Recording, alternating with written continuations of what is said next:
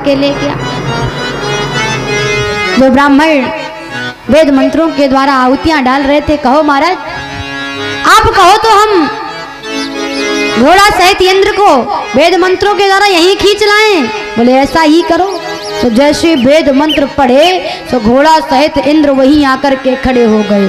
और जैसे ही महाराज वेद मंत्रों के द्वारा स्वाहा करने वाले थे इंद्र को, सो भगवान ब्रह्मा जी तुरंत प्रकट हो गए। और ब्रह्मा जी ने हाथ पकड़ लिया, पृथु महाराज आपको क्या चाहिए? आप तो वैसे ही इतने धर्मात्मा हो, आपके राजकाज में कोई कमी नहीं है। अब ये यज्ञ किस लिए कर रहे हैं? क्या आपको इंद्रासन की कामना है? बोले नहीं महाराज, मुझे कामना नहीं है। तो यही यज्ञ स्थापित कर दीजिए, बंद कर दीजिए, इसे रहने दीजिए। इंद्र को यज्ञ को पूर्ण करवा के छोड़ा। साक्षात भगवान प्रकट हो गए, वरदान दिया। इस तरह से महाराज जी के 100 यज्ञ पूरे हुए। और एक दिन अपनी प्रजा को सुंदर उपदेश ही दे रहे थे राजा पृथु बैठा करके। तो उसी समय एक साथ 4 सूर प्रकट हो गए। कौन? सनत कुमार महाराज। 4 सूर एक साथ प्रकट हो गए। इतना दिव्य तेज, इतना दिव्य तेज। और जैसे ही प्रकट हुए तुरंत ही पृथु भगवान ने उठकर के प्रणाम किया। महा आपके दर्शन तो बड़े दुर्लभ हैं, आपने दर्शन देकर के हमको कृतार्थ कर दिया। बैठिए। सुंदर आसन दिया और आसन देकर के विधिवत पूजा करी। और पूजा करने के बाद कहता क्या है?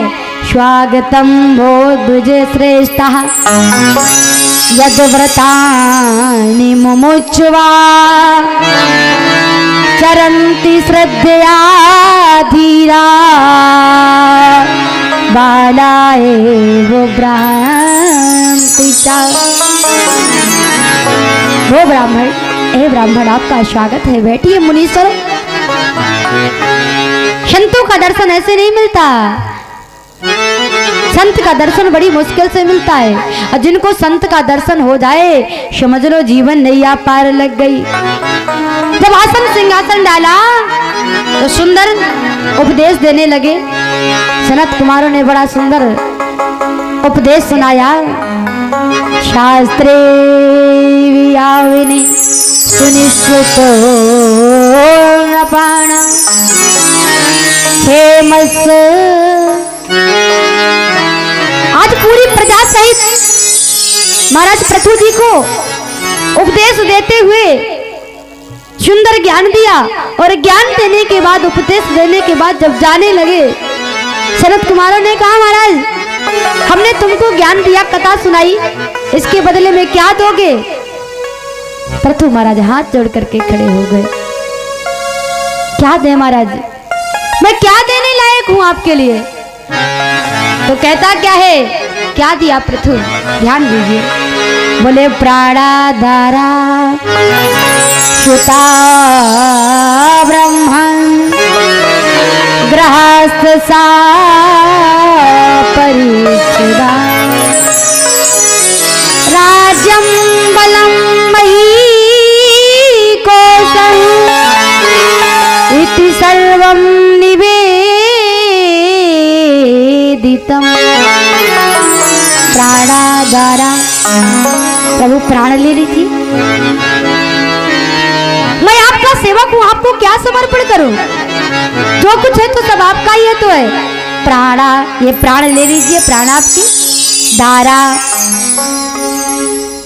सुता, पत्नी ले लीजिए, सुत ले लीजिए। क्या दूं? ये ग्रह आपका, परिवार पत्नी सहित मैं आपका सेवक। राज्य ले लीजिए, राजम बलम मही, मेरी जहां तक जमीन है वो ले लीजिए। सर्व निवेदितम, कैसा भाव है? ऐसा भाव क्या है? ये समर्पण का भाव है महाराज। अगर कोई अतिथि आवे तो अतिथि और कहीं कदाचित महात्मा हो तो कैसे स्वागत करना चाहिए? जैसे कि महाराज पृथु ने किया, जैसे कि महाराज पृथु ने समर्पण किया, ऐसा ही समर्पण दशरथ जी महाराज भी कर रहे हैं। जब राम जी को मांगा तो दशरथ जी महाराज कह रहे राम मत मांगिए प्रभु, सब कुछ मांग लीजिए। देह प्राण ते प्रिय कछु नाही, देह प्राण ते देह प्राण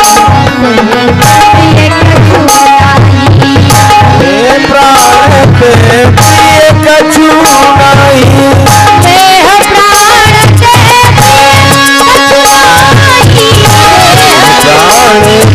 प्रिय कछु नाही, देह प्राण ते प्राण ते कछु नाही, देह प्राण कछु नाही, कोई मुनि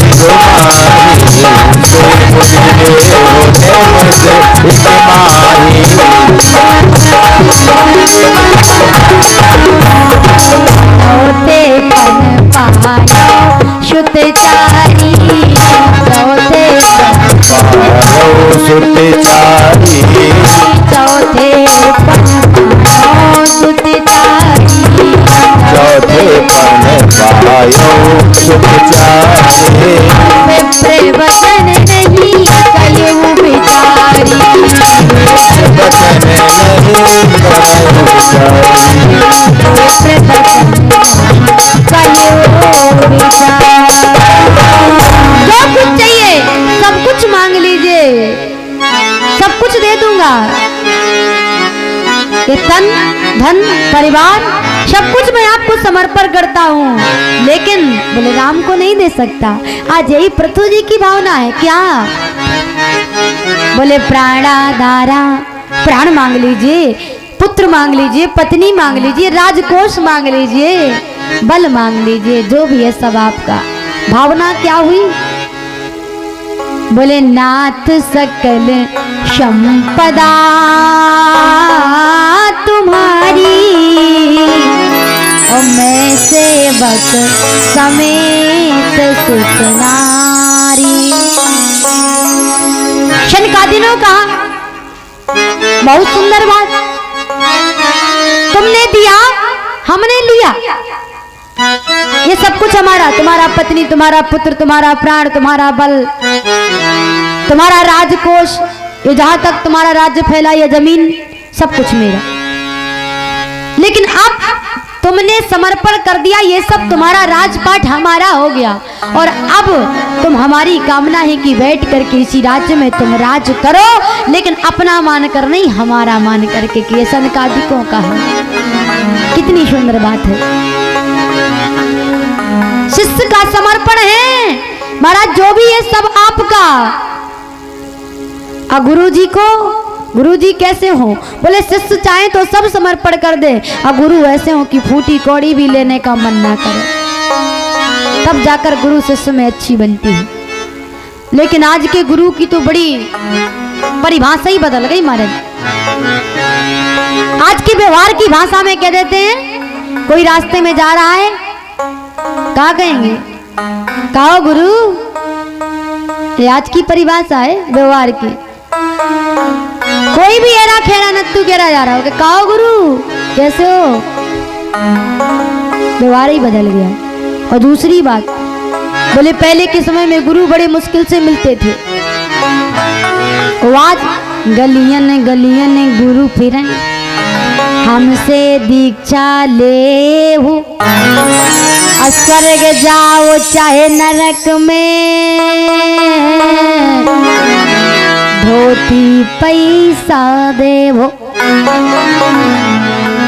वो ऐसे गुरु जब स्वर्गवास हो जाए, दुनिया छोड़ के परलोक गमन कर जाए, तो चेला भी क्या कहते? बोले भलो भयो गुरु चला बसु, चेलन पड़ी गई चैन, छठे महीना आत ते धोती पैसा लेन, को भी अफसोस नहीं है, गुरु चले गए सो चले जाएं। अरे धैर्य रोन के तो धर्मारी, जब से चेला बन गए तब से घर में कछु नहीं बच रहा। हर 6 महीना में आ जा जे देव वो देव। अच्छो रहो गुरु जी सुधार गए। लोभी गुरु लालची चेला, आ दोनों नरक में ठेलम ठेला। लेकिन गुरु शिष्य का अगर भाव देखना है तो देखें।